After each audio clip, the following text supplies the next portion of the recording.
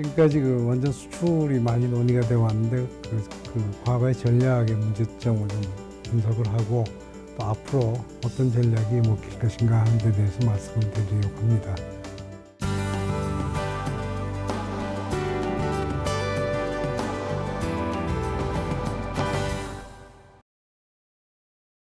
제목 자체가 사실 지금까지 이제 수출 전략을 해왔는데 갑자기 현 정부 들어서 탈원전 그러면서 이거 우리 상품 좋은 거 사시오.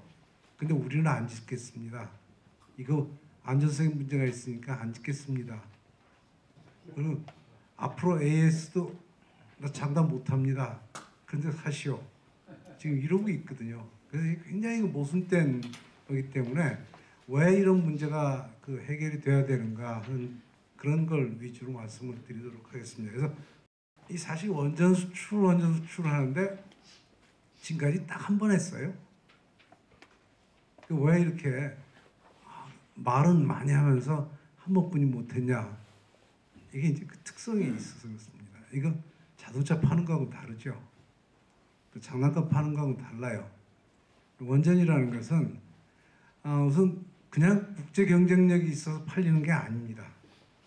그 기술이 충분히 세계적으로 입증이 돼야 되고 이게 하나가 지금 50억 불 넘어요. 그런데 보통은 한 번 할 때는 2개에서 4개까지 팔기 때문에 100억 불 내지 200억 불이 왔다 갔다 하는 겁니다. 그러다 보니까 이 국가 간의 경쟁이 굉장히 심합니다. 그래도 이제 이게 원전 한 번 지으면 한 60년 지금 수명을 하고 있거든요. 그러다 보니까 60년 동안 그 만들어준 나라가 수출한 나라죠. 수출한 나라가 안정이 안 된다 그러면 이게 사기가 어려워요. 그러니까 이 사실은 원전은 정치와 경제적으로 안정되어 있어야 됩니다. 그리고 기술적으로 성숙되어 있는. 그러니까 다시 말한다면 원전을 수출할 수 있는 나라는 굉장히 한정되어 있다는 얘기예요. 지금 현재 보면 여태까지 이제 5개국 그렇습니다. 이제 미국, 러시아, 일본, 캐나다, 프랑스 이런 나라들만 원전을 수출할 수 있었는데 최근에 와서 이제 중국이 막 수출한다고 지금 나서고 있죠. 그래서 영국 쪽에 지금 하나 중국이 수출하게 돼 있지만 아직 확정은 안 됐습니다. 기술이 상당히 이제 고도화돼 있어야 되고 그 기술이라는 게 원전에 발전소 계약하고 지어서 운전하려면 한 10년 걸려요.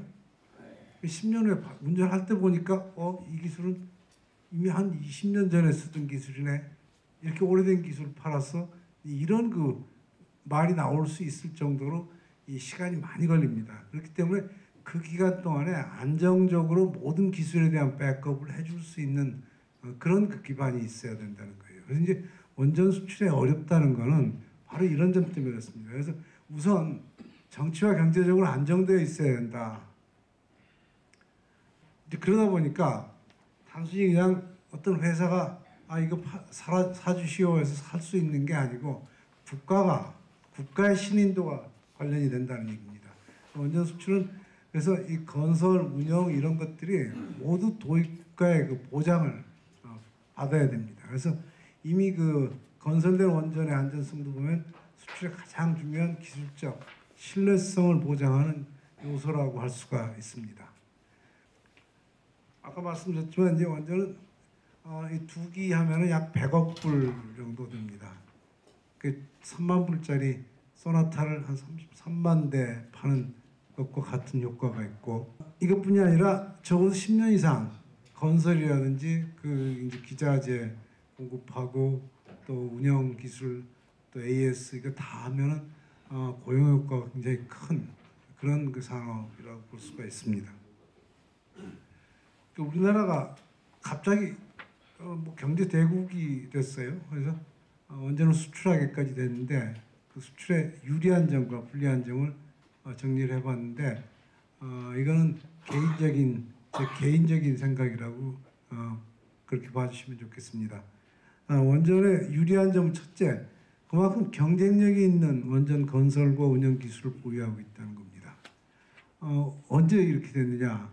사실 미국이 1979년 이후에 원자력 발전소를 안 지었어요. 그러다 보니까 이제 캐나다는 노형 자체가 다르고요. 러시아는 또 다르고 그러다 보니까 이제 주로 원전을 그동안에 지어온 게 프랑스하고 우리나라였습니다. 근데 우리나라는 그 기간 동안에 이 기반이 약해가지고서 처음에 시작할 때는 굉장히 어려웠는데 미국에 앉은 동안 미국의 기술을 도입을 해가지고 우리 걸로 만들어 가는 과정을 거쳤고 그런 과정에서 한 20년 동안 이렇게 계속해서 이제 문제점들을 좀 개선하고 하다 보니까 지금은 아마 안전성 측면에서는 최고의 발전소다 잡아야 될 것 같습니다. 이제 왜 그러냐면 우리나라의 원자력 발전소를 짓는 그 기업이 개인 기업이 아닙니다. 근데 다른 나라 프랑스는 개인 기업이에요. 일본도 개인 기업이고 개인 기업과 이제 공기업의 차이는 굉장히 큽니다. 그 항상 이제 무슨 문제가 생기면은 그걸 반영을 해야 돼요. 그 이제 액션 플랜이라고 해서 나옵니다. 그 액션 플랜을 반영을 하는데 이게 전부 돈이에요. 이 돈이 많이 들어가기 때문에 그런 액션 플랜들을 다 반영을 하기가 참 어렵습니다.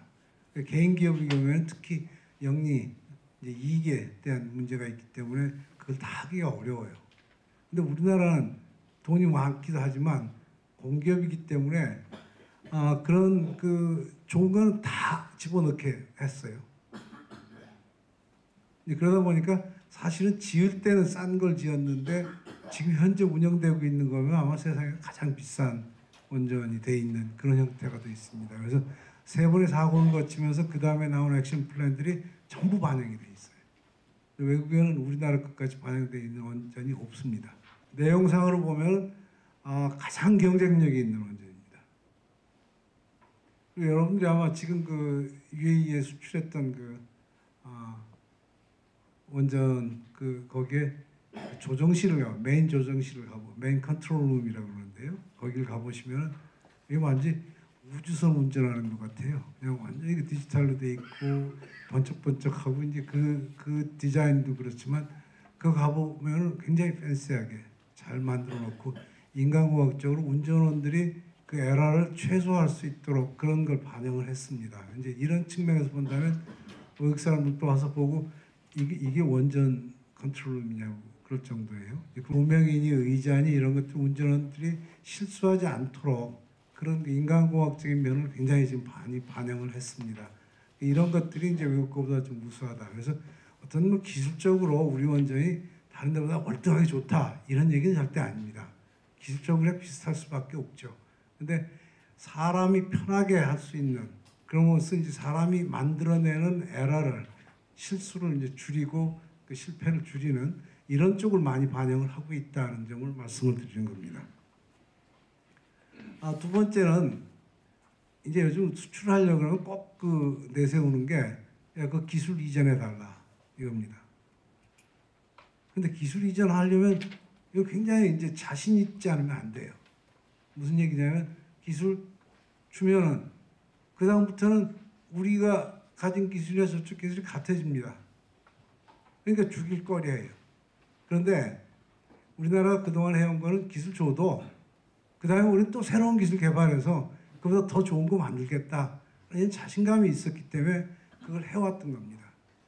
그래서 지금 기술 달려면 지금까지 기술 다 줘도 돼요. 그만큼 이제 자신 있고 또 그 원전 자체가 표준형으로 되어 있습니다. 하나를 레플리케이션 할 수 있게. 다만 이제 시기가 아까 말씀드린 한 10년 이상 걸리다 보니까 기술이 옛날 기술을 갖다가 그 다음에 짓는 꼴이 되니까 자꾸 이제 새로운 걸 개발해야 되는 이런 문제가 생기는 거죠. 그래서 우리는 그런 측면에서 이제 유리하다. 그 다음에 이제 우리가 뭐 말씀드렸지만 신규 수입에서부터 처음엔 턴키로 시작을 해가지고 모든 기술 자리까지 직접적으로 다 경험을 했기 때문에 그런 측면에서는 노하우뿐이 아니라 노와이까지 잘 알고 있다. 그래서 설계를 한다 그러면 한마디로 이제 눈 감고도 할 수 있다. 뭐 이런 정도의 그 자신감을 가지고 있다는 거죠. 그 다음에 전략적인 이건 뭐 그냥 두겠습니다. 근데 불리한 점이 많아요.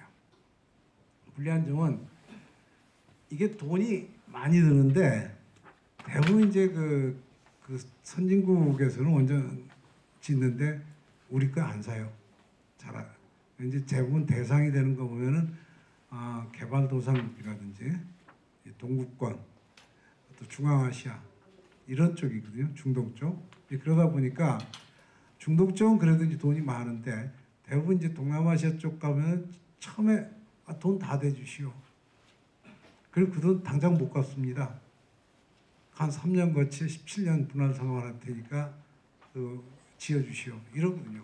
그러니까 파이낸싱이 굉장히 필요해요. 근데 우리나라 이 달러가 뭐 많다 그러고 잘안들 하는데 실제로 이게 수출은행 그 여신 한도를 보니까 한 100억 불 수준뿐이 안 됩니다. 근데 말씀드렸죠. 원전 4기를 팔려면 저쪽에서 200억 불을 요구하는데 100억 불 수준까지 수출은행이 단독으로 이걸 지원을 할 수가 없어요. 그렇기 때문에 어쩔 수 없이 이제 외국을 끌고 들어가야 되는 이런 문제가 생긴다는 거죠. 그래서 어쨌든 대형 재정 지원에 애로가 있다는 거고, 두 번째는 우리나라가 해결료를 공급하는데 조금 애로가 있습니다. 대부분 이제 우리가 지금 사용하고 있는 그 원자로의 해결료가 농축이라는 과정을 필요로 합니다. 농축 공장을 우리나라에 지을 수도 없고 이게 굉장히 이제 어려운 입장이에요. 이제 그래서 농축 과정은 외국에다가 의뢰해가지고 사오고 있어요. 그러니까 항상 이제 이 부분이 문제를 삼는데 실제로 뭐 장사하는 사람들이니까 그 농축 그냥 우리 돈 더 줄 테니까 해주시오 하면은 크게 문제가 되진 않습니다. 그래서 그러나 이제 수입을 하는 국가 입장에서 본다면 네가 좀 다 해줬으면 좋은데 만일에 저쪽에서 농축 문제 가지고서 트집을 잡으면 우리는 어떻게 하느냐 이런 좀 약간의 그래서 우리가 연료 주기라고 얘기를 하는데 연료 주기상에 요 맹점이 이제 두 가지가 있어요. 한 가지가 농축이고 두 번째가 이 마지막 사용 후 해결료 다 연료 쓰고 나면은 그 다음에 이걸 저장하고 보관하고 처리하는 게 굉장히 힘듭니다. 그래서 거기에 대한 보장을 해달라는데 이 부분이 이제 우리도 지금 좀 부족한 기술이에요. 왜 그러냐면 이게 핵 확산하고 직접 관련이 있기 때문에 함부로 이렇게 처리를 할 수가 없습니다. 그래서 상당히 이 부분에 이제 저희 나라에서도 애를 먹고 있지만 이 부분을 보장을 해라. 그러니까 다시 말하면 해결료에 대해서는 이제 from cradle to grave라고 그러는데요. 그러니까 요람에서부터 무덤까지 네가 다 보장을 해라 하고 요구를 하는데 이제 이 부분이 우리가 할 수 없는 부분이 있기 때문에 약간의 불확실성을 가지고 있다. 그래서 그러니까 그런 측면에서는 다른 나라들, 즉 이걸 다 할 수 있는 나라들에 비해서 좀 경쟁력이 떨어진다고 보이는 거죠. 그다음에 이제 사실 국력으로 보면 이제 제일 지금 언급한 그 수출국들에 비하면 적은 국력을 가지고 있다. 앞으로 어떻게 될 것인가? 사실은 이제 설이 여러 가지입니다. 원전을 앞으로 확대해 갈 것이다. 아니다. 원전은 위험 때문에 이제 줄여갈 것이다. 이런 논란이 많이 되고 있기 때문에 이 부분에 대해서는 제 개인적인 의견이라는 걸 전제하고 저는 분명히 이 원전 건설을 지지하는 방향으로 갈 것이다 라고 보고 있습니다. 앞으로의 원전 형태는 아마 필요한 나라에서 가져갈 것이다. 이제 필요한 나라가 어디냐? 그런 주로 섬이 많은 나라, 또 사막지대, 또 어떤 나라 같으면 이제 카자흐스탄 같은 게 대표적인 예인데 큰 도시가 있고 큰 도시하고 큰 도시 간격이 굉장히 떨어져 있습니다. 그리고 그 중간이 사람이 안 살아요. 그러다 보니까 이런 데서는 대형 발전소를 지어가지고서 송전을 해가지고 하기에는 너무 그 로스가 큰 겁니다. 그러니까 그 도시가 자급할 수 있는 그런 형태의 원자로를 만들려고 하고 있죠. 그게 뭐냐? 바로 이제 중소형 원자로라는 겁니다. 규모는 지금 우리나라 짓고 있는 거에 한 10분의 1, 그래서 20분의 1 사이 이렇게 지어가지고 자급하는 거죠. 그 안에서 이렇게 할 수 있는 특히 이제 인도네시아 같은 데서 원자력 발전에 관심을 많이 가지고 있는데 여기는 섬이 뭐 몇천 개니까 그 섬들을 다 송전선을 연결시켜서 하는 것보다는 자급하게 하는 게 좋겠다. 그래서 아주 적은 규모의 원자로도 필요로 한다 이런 얘기를 많이 합니다. 그래서 원자력 발전소에서 이제 지금 이 중소형 원전 시장이 아마 2050년 되면은 굉장히 성장을 할 것이다. 이렇게 예측을 지금 그 국제 에너지 기구가 평가를 하고 있습니다. 그래서 이런 것들이 이제 앞으로 그 틈새 시장을 많이 개발하게 될 거다 이렇게 보고 있습니다. 사실 이제 그 동안에 그 후쿠시마 사고가 2011년에 있었는데 이때부터 이제 중국이 주도권을 가지고 있는데 이게 이제 왜 그러냐면 중국이 그 돈이 굉장히 많습니다. 달러가 남아 돌다 보니까 아예 영국 같은 데도 그냥 우리가 돈 다 될 테니까 지어라. 그래서 영국에는 돈 다 되는 걸로 지금 계약을 했어요. 그 이제 그 정도로 이렇게 막 밀고 들어가니까 우리로서는 아마 말씀드렸더니 동남아 시장도 중국한테 밀릴 가능성이 있습니다. 다만 중국의 문제점은 중국계 하나도 지금 그 입증이 안 돼 있다.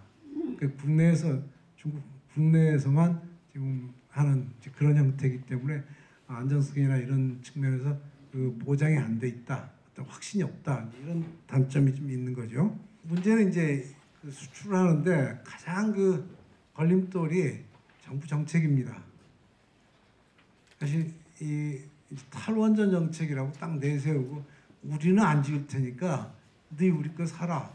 이게 먹힌다고 생각을 하면 굉장히 어렵죠. 그러니까 산업장관이 우리나라에서는 탈원전에서 원전 더 이상 안 짓습니다. 근데 가서 사시오 지금 팔고 다니고 있으니까 이게 굉장한 모순이라고 보이죠. 이게 성공할 수 있을까에 대해서는 굉장히 좀 한번 생각을 해봐야 될 문제 같아요. 제일 불리한 점은 우리가 안 짓겠다는 그 자체도 문제지만 안 짓겠다고 하는 바람에 그 발전소에 대한 그 다음 AS가 전혀 안 되는 거예요. 이게 발전소라는 게 지금 부품이 200만 개가 넘어가는 그런 그 큰 기계입니다. 그 기계는 고장이 나게 돼 있는 거 아닙니까? 고장이 나면 그 부품을 갈아서 껴야지 고장 났다고 해서 그 폐기하기는 어렵잖아요. 그러니까 이건 항상 부품이 이제 공급이 돼줘야 돼요. 근데 신규 발전소 안 짓고 부품 몇 년에 한 번 그 갈아 끼기 위해서 그 부품 공장들이 나 그거 팔기 위해서 내가 4년을 기다려서 팔겠습니다. 이래서 유지를 할 수가 있겠습니까? 그러니까 제일 큰 문제가 우리나라의 기본적인 인프라가 앞으로 10년을 못 가서 다 없어질 거다.